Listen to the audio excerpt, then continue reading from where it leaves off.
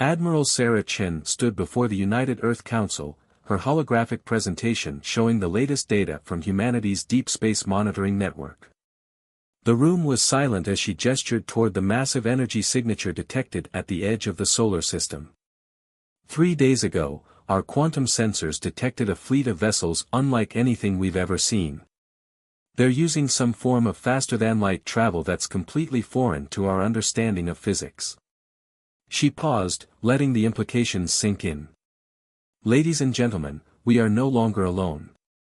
The council chamber erupted in murmurs. Humanity had spent centuries wondering if they were alone in the universe. Now they had their answer, but it wasn't the one they'd hoped for.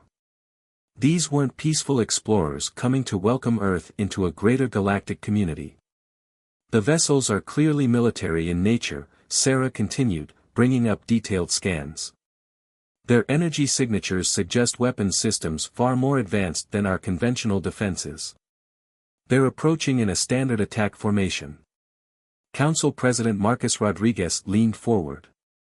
What about the Prometheus project? Sarah's expression remained neutral, but her eyes sparked with determination. The USS Hyperion is ready, sir. Though we've never tested it in actual combat. We never thought we'd have to, Rodriguez finished. How long until they reach Earth?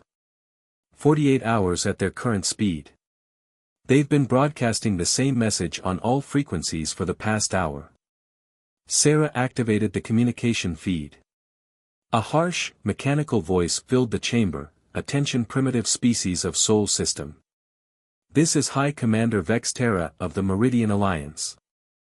Your recent quantum energy experiments have been detected and deemed a violation of galactic law. Surrender all quantum research data immediately and submit to Meridian Authority, or face immediate extinction. You have 2 planetary rotations to comply." The council chamber fell silent again, but this time with anger rather than fear.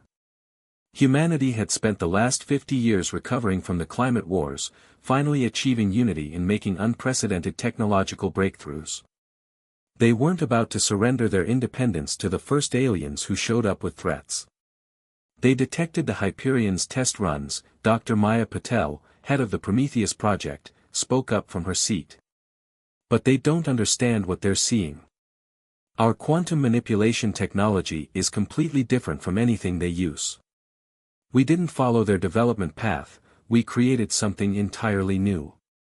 Sarah nodded. The scans confirm it. Their ships use a form of conventional FTL drive. They've never seen anything like our quantum fold technology. They think we're primitives who accidentally stumbled onto something dangerous. Rodriguez stood, his decision made. Then let's show them exactly who they're dealing with. Admiral Chen, you have command of the Hyperion. Dr. Patel, you'll join her as Chief Science Officer. If these Meridians want our quantum technology so badly, let's give them a demonstration they'll never forget. 24 hours later, Sarah stood on the bridge of the USS Hyperion as it emerged from its hidden dock within Ceres. The ship was humanity's masterpiece, a kilometer-long vessel that looked nothing like conventional spacecraft. Its crystalline hull was riddled with quantum manipulation arrays, allowing it to interact with spacetime in ways that defied traditional physics. All systems online, Maya reported from her station, her fingers dancing over holographic controls. Quantum core is stable. Reality anchors are holding. Sarah took her command seat, feeling the subtle hum of the ship's systems through its neural interface. The Hyperion wasn't just a vessel, it was humanity's declaration that they wouldn't be bullied or controlled. They had spent too long pulling themselves back from the brink of destruction, too long working to create a better future. Signal from the Meridian Fleet, Lieutenant James Wong reported from communications. They're demanding our immediate surrender. They're laughing at the size of our ship. They're calling it a primitive attempt at intimidation. Sarah smiled grimly. Let them laugh. Humanity's had enough of bullies, whether they're from Earth or the stars. Combat stations, everyone. Let's show the galaxy that humanity isn't as primitive as they think. The Hyperion's quantum drives engaged, and reality rippled around the ship. Their first contact with alien life might not have been peaceful, but humanity was ready. They hadn't survived and thrived on Earth by backing down from challenges. The Meridian Alliance was about to learn that humanity's greatest strength wasn't their technology, it was their determination to forge their own path among the stars. As the Hyperion moved to engage the alien fleet, Sarah felt a fierce pride in her crew and her species. The aliens thought they were dealing with primitives who needed to be controlled. Instead, they were about to face something they'd never seen before, humans fighting for their freedom, armed with technology that broke all their rules. The real question wasn't whether Earth would survive this encounter. The question was how the galaxy would change once humanity showed exactly what they could do. The Meridian fleet's formation was perfect, a textbook display of overwhelming force meant to intimidate any resistance into submission. Their 60 warships formed a three-dimensional pyramid, with High Commander Vextera's flagship at its apex. Energy weapons charged, shields humming, they prepared to teach these upstart humans their place in the galactic hierarchy. They weren't prepared for the Hyperion to simply vanish. Quantum fold successful, Maya announced, her voice steady despite the historic nature of what they'd just achieved. Reality coordinates stable. We're now technically occupying 7 different points in spacetime simultaneously. The Hyperion's bridge crew watched as the Meridian ships frantically adjusted their sensors, trying to understand what had just happened. Their perfect formation began to waver as they attempted to locate their suddenly invisible opponent. They're using standard 4-dimensional scanning protocols, Lieutenant Wong reported, monitoring the alien communications. They have no concept of quantum superposition on this scale. Their sensors can't even detect us right now. Sarah leaned forward in her command chair. Dr. Patel, explain to me again why we don't just destroy them all right now. We clearly have the technological advantage. Maya looked up from her station, her expression serious. Because we're better than that, Admiral. The Hyperion isn't just a weapon, it's proof that humanity can think beyond conventional solutions. Besides, we don't want to start our galactic diplomatic relations by massacring an entire fleet, even if they are aggressors. Sarah nodded. She'd already known the answer, but she'd wanted her crew to hear it. Agreed. Let's show them something they've never seen before. Target their flagship's propulsion systems, non-lethal takedown only. The Hyperion's quantum manipulation arrays came alive, their crystalline structure gleaming with internal light. Reality itself seemed to bend as the ship executed an attack that the Meridians couldn't even comprehend, let alone defend against. One moment, Vextera's flagship was charging its main weapons. The next, its entire propulsion system simply ceased to exist, not destroyed, but temporarily shifted into another quantum state where it couldn't interact with the rest of the ship. By the void.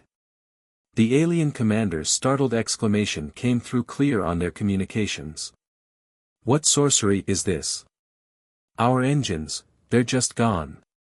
This is Admiral Chen of the USS Hyperion, Sarah broadcast on all frequencies. That was a warning shot. Your engines will reintegrate with normal spacetime in approximately 1 hour, completely undamaged. We could have done the same to your life support systems, your weapons, or your entire ship. Stand down now. The Meridian fleet's response was predictable, they opened fire, their energy weapons converging on the Hyperion's last known position. But you can't hit what exists in 7 different quantum states simultaneously. They're not going to listen, Maya said, shaking her head. Their entire culture is based on technological superiority. They literally cannot process the idea that a primitive species could surpass them. Then we'll have to be more convincing. Sarah's fingers danced over her neural interface controls. All stations, prepare for Operation Mobius. Let's show them what happens when humanity decides to really push the boundaries of physics. The Hyperion's quantum core pulsed, and reality rippled around the ship. What followed would be debated in alien military academies for centuries to come. The human vessel seemed to dance through dimensions, its crystalline hull phasing in and out of normal spacetime. Each appearance was accompanied by another Meridian ship losing a critical system, weapons, shields, engines, sensors, all temporarily shifted into unreachable quantum states. "They're breaking formation," Wong reported, unable to keep the excitement from his voice. "Multiple ships attempting emergency FTL jumps, but they can't sync their drives properly. We're causing too much quantum interference." Maya's hands flew over her controls, monitoring the complex quantum equations keeping their ship stable. "Admiral, I'm detecting some interesting readings from their weapons systems. Their energy weapons operate on principles similar to our early quantum experiments. If we modify our reality anchors, we might be able to." "Do it," Sarah ordered. She trusted her science officer's intuition. Maya had been key to developing the Hyperion's revolutionary systems, pushing the boundaries of what everyone thought possible. The result was spectacular. The next time the Meridian ships fired, their energy beams curved through space like ribbon in the wind, completely under the Hyperion's control. Several Meridian ships found themselves hit by their own weapons, their shields useless against attacks coming from directions that shouldn't have been possible. "This is your final warning," Sarah broadcast to the increasingly panicked alien fleet. "The Hyperion could destroy this entire fleet, but we choose not to. Humanity doesn't want war with the Meridian Alliance. We want dialogue, understanding, and peaceful cooperation. But if you force us to fight, you will lose." On her command screen, Sarah watched the alien ships' formations dissolve into chaos. The mighty Meridian fleet, terror of 1,000 star systems, was being systematically dismantled by a single human vessel using technology they couldn't even understand. "Incoming transmission from High Commander Vexterra," Wong announced. "They're requesting a ceasefire to discuss terms." Sarah exchanged glances with Maya, both women knowing this was just the beginning. The galaxy was about to change, and humanity would be at the center of that change. Not through conquest or intimidation, but by demonstrating that there was always another way, always a new solution waiting to be discovered. The Hyperion hung in space, its crystalline hull refracting starlight like a prism, a testament to human ingenuity and determination. They had faced their first major galactic power and proven themselves more than equal to the challenge. Now came the harder part, showing the galaxy a better way forward. High Commander Vexterra's ceasefire lasted exactly 6 minutes. Multiple quantum signatures detected. Maya's voice cut through the tense silence on the Hyperion's bridge. "They're not Meridian, different energy patterns entirely. Emerging from FTL now." The void erupted with light as hundreds of new warships materialized around the solar system. Their hulls were black as deep space, decorated with pulsing red energy lines that made them look like floating circuit boards. "The swarm," Vexterra's voice crackled through their comm system, "all pretense of surrender gone. You see, humans. This is why we came to claim your quantum technology. The swarm devours everything in its path. Without Meridian protection, your species will be extinct within days." Sarah watched as the new arrivals took up attack positions. The swarm ships moved with perfect coordination, like cells in a single organism. Their arrival had trapped both the Hyperion and the remaining Meridian vessels between their lines and Earth. "They're broadcasting on all frequencies," Wong reported. It's just mathematics. Pure numbers, but in patterns I've never seen before." Maya's eyes widened as she studied the data. "It's not just math, it's quantum equations. The swarm isn't just a military force, they're trying to solve something. These equations, they're attempting to calculate the fundamental nature of reality itself. And consuming every civilization they encounter to add to their computational power," Sarah finished, understanding dawning. "That's why the Meridians really came.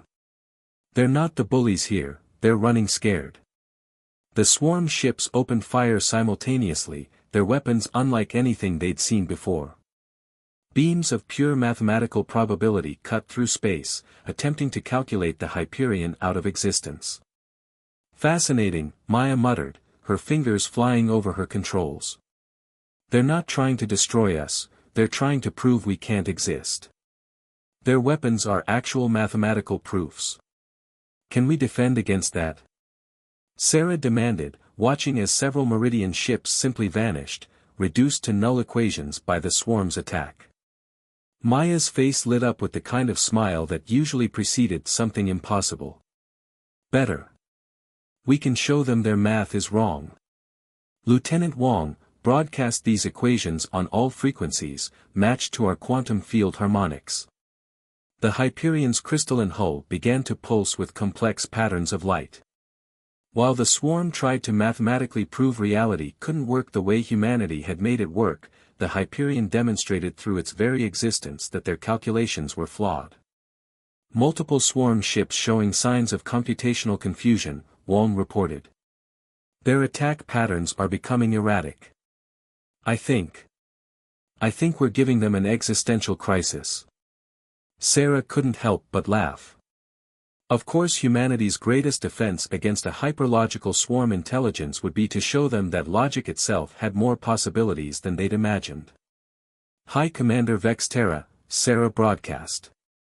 The Hyperion will protect your remaining ships, but we need you to synchronize your weapons with these frequencies. The swarm isn't invincible, they're just stuck thinking inside a very rigid box. There was a long pause before the Meridian commander responded. You would help us? After we came to subjugate your world? That's what humans do, Sarah replied. We find solutions no one else thought possible. Now, are you going to help us show the swarm that the universe is bigger than their equations, or not? What followed was perhaps the strangest battle in Earth's history. The Hyperion danced through quantum states, its very existence a defiance of the swarm's mathematical certainties. The remaining Meridian ships, following the humans' lead, began firing weapons modulated to frequencies that made the swarm's computational matrices struggle to maintain coherence. They're adapting, Maya warned after 20 minutes of combat. The swarm is incorporating our quantum equations into their calculations. In about 10 minutes, they'll have a new proof that accounts for our technology. Sarah nodded. She'd expected this. They can adapt to what we've shown them, but they can't adapt to what they haven't seen yet. Humanity's greatest strength isn't any particular technology, it's our ability to keep coming up with new ideas. Execute Operation Darwin. The Hyperion's quantum core began to pulse in new patterns, its crystalline hull reconfiguring itself in real time. They weren't just using quantum technology anymore, they were evolving it, changing the rules even as the swarm tried to define them. Transmitting new equations to the Meridian fleet, Wong called out. They're actually keeping up with us. Their weapons are adapting almost as fast as we are. Sarah allowed herself a small smile. Perhaps there was hope for cooperation with the Meridians after all. Together, humanity's creativity and Meridian technical expertise might be exactly what the galaxy needed to face threats like the swarm. The battle raged on, a war fought with mathematics and reality itself as the battlefield. But with each passing minute, more swarm ships fell into computational gridlock, unable to reconcile their rigid proofs with the constantly evolving quantum mechanics the Human Meridian Alliance was demonstrating. The swarm had come expecting to find another civilization to add to their grand calculation. Instead, they found humanity, a species that delighted in proving that there were always more possibilities than any equation could contain. The quantum static finally cleared to reveal the aftermath of the battle.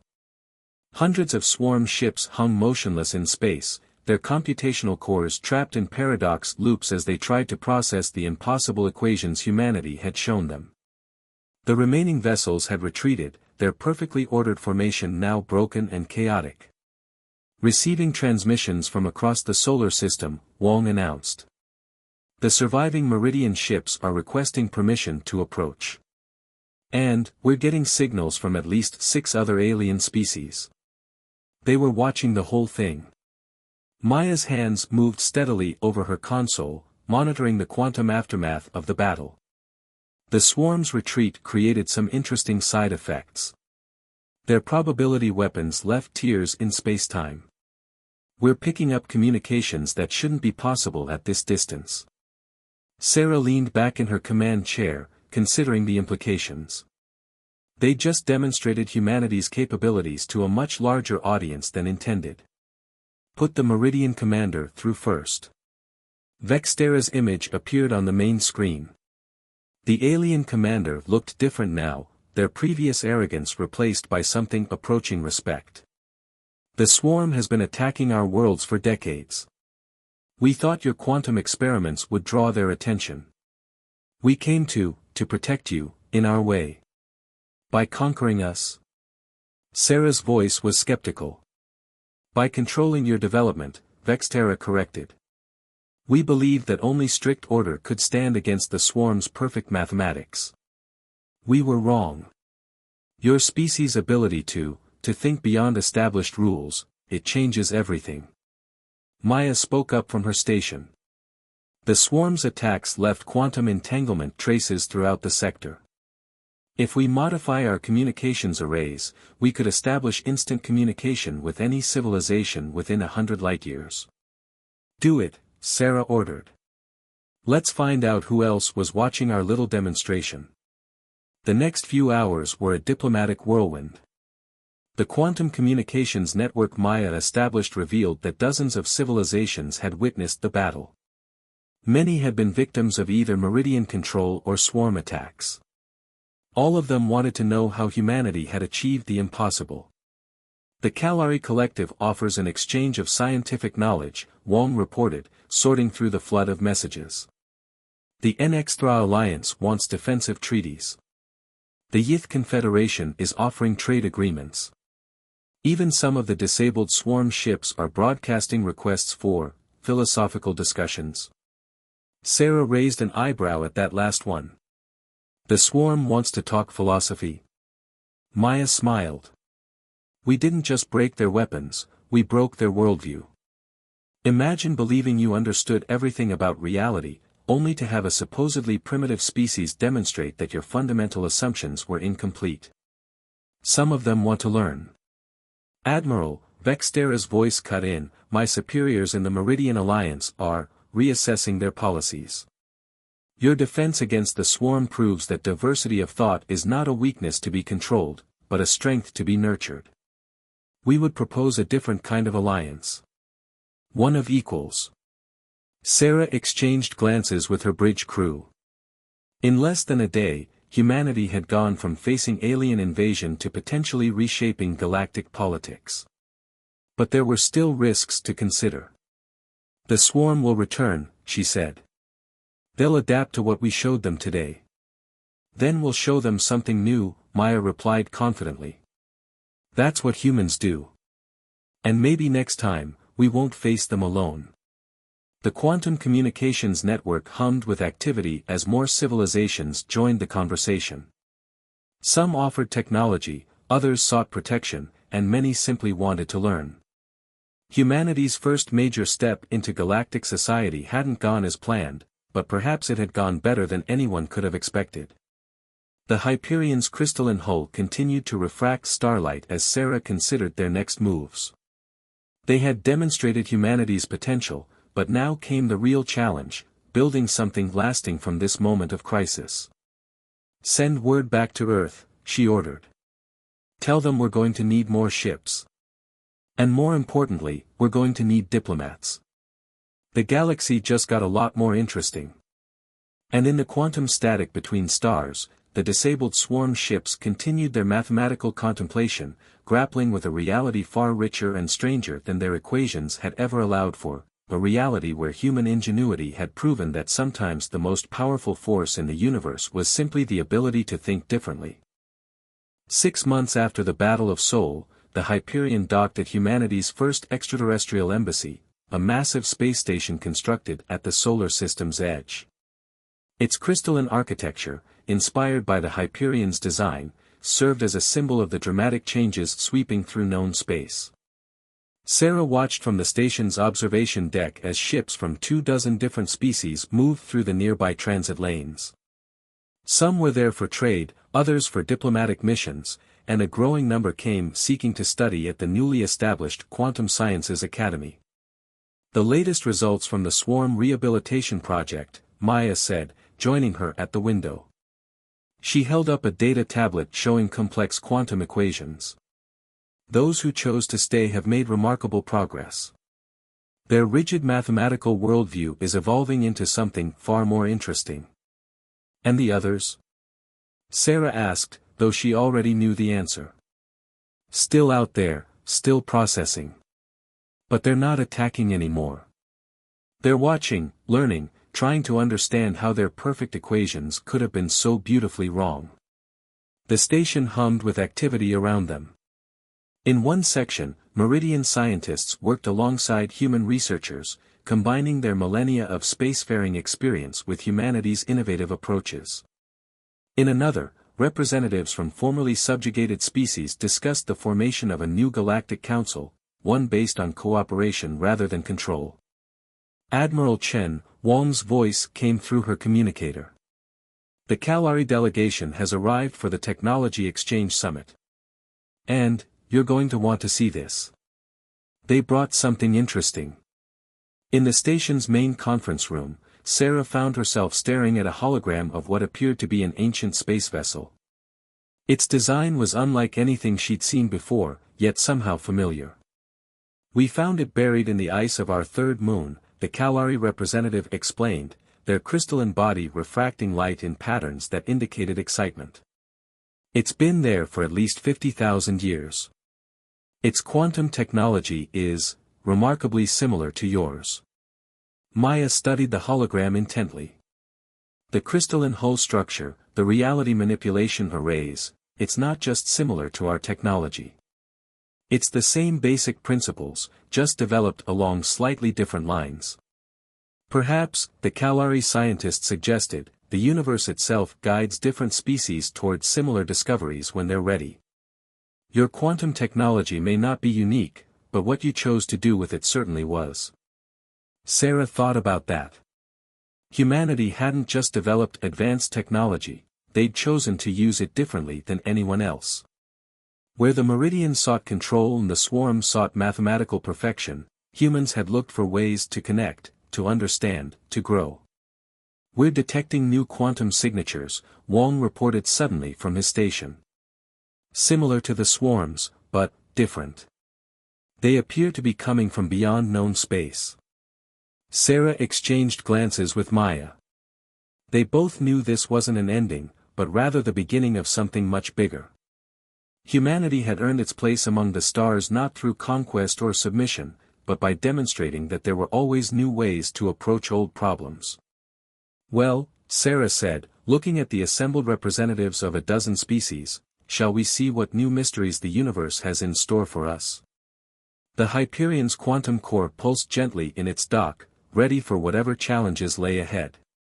Humanity had changed the galaxy by proving that true strength lay not in enforcing order or seeking mathematical perfection, but in embracing the endless possibilities that came from thinking differently. As the station's quantum sensors tracked the approaching anomaly, Sarah smiled. Whatever came next, Earth wouldn't face it alone. They had shown the galaxy a better way forward, not through force or fear, but through innovation, cooperation, and the uniquely human ability to look at the impossible and say, let's try anyway. The new dawn they'd helped create was just beginning to shine.